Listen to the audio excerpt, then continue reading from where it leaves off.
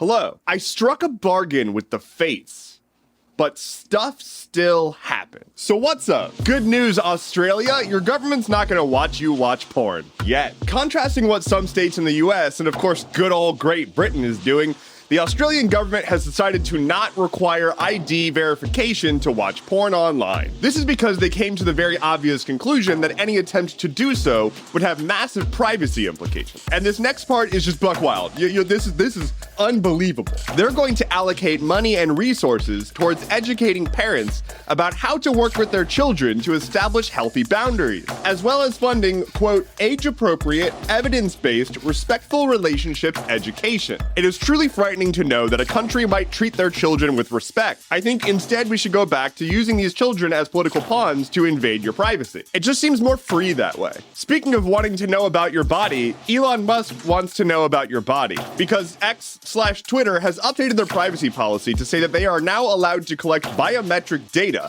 as well as your education and employment history. They are claiming that this is for security or something. That doesn't make any sense. That's not how that works. Extremely brief tech education. Whenever you use like Face ID or a fingerprint scanner on your phone, that's handled by your phone on secure hardware on your phone, not by the app that's using it. So if an app wants to use Face ID, it asks your phone to do Face ID, and your phone just gives it a thumbs up or a thumbs down. The app doesn't know about your face. So Twitter saying we need your biometric data to be able to do privacy things, that's not okay. And it's triply not okay because all of these tech bro lords are trying to do biometric stuff because all of them are into eugenics. That is not speculation. That is an understood thing. I've linked an explainer in today's newsletter.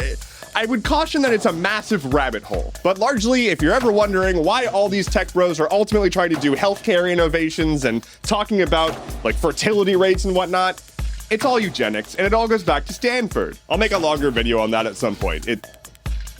Don't use Twitter. Get off of it. I know a lot of people are saying like I'm on Twitter for the art. I'm not sure if artists know that Twitter owns all of the art you put on there. Like they also have said that they're allowed to take and use your art for whatever purposes they want, including training their AIs and reselling it. It is not a safe place for artists. It is not a safe place for communities. It's not a safe place for really anybody but Nazis at this point, and people who want to give Elon Musk their biometric data. Hey, you know what's not chill? Texas. The Texas Supreme Court, which is made up entirely of Republicans, have upheld a bill that bans healthcare for trans minors. Before I go any further, I want to be exceedingly clear again. For the gorillionth time, gender-affirming care for minors can be as simple as talking to a counselor, getting a haircut, or a change of clothes.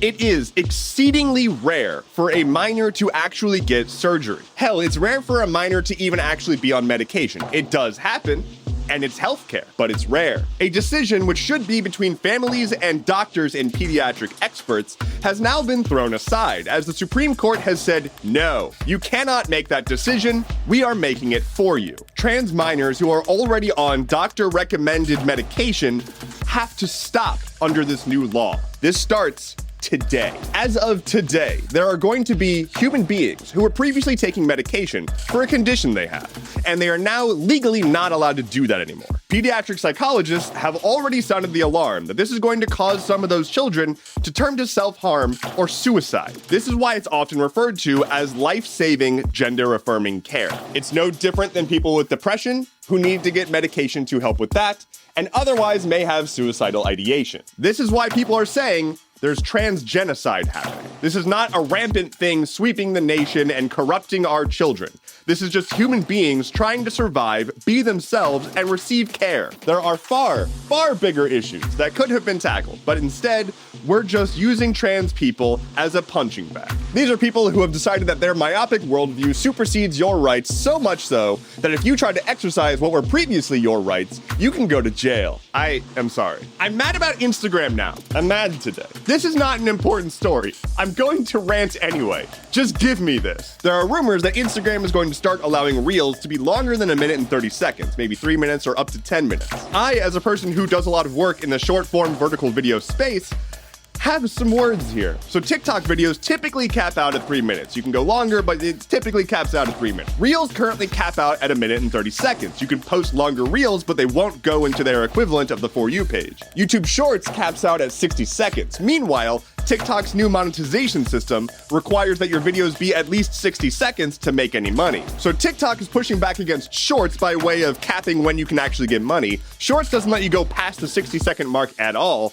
and Reels doesn't really let you go past the minute and 30-second mark. And so if you're a person who's trying to make content for people, you have to jump through all of these hoops to meet all of their requirements because they're all fighting each other for domination in this space. It is a great example of how we lose. Anyway, Instagram might actually rethink some of that because they might maybe allow some longer videos. Why do Reels and Shorts even exist? Anyway, like I said, it's not a pressing story. I am just mad. On this day in 1864, the city of Atlanta, Georgia, was evacuated after a months-long siege during the American Civil War. Confederate General John Bell Hood called for the evacuation because Union General Sherman was relentless. While General Sherman had a stop-at-nothing to win the war kind of vibe, apparently General Hood was described by a historian as, quote, possibly the largest mistake that either government made during the war. Imagine hearing that your promotion was considered the biggest mistake in the American Civil War. Fucking yikes, bro.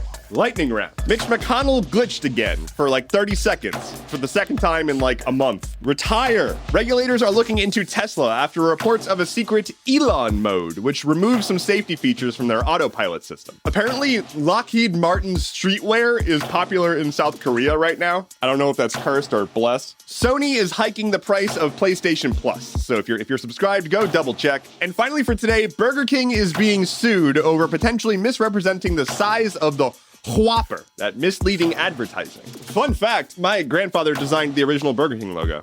Isn't that neat? Thank you so much for listening to today's episode of Stuff Keeps Happening. Head to stuffkeepshappening.online for sources, bonus content, and a full-sized Whopper. My name is Endeavorance. I'll be back on Monday. Take care and be well.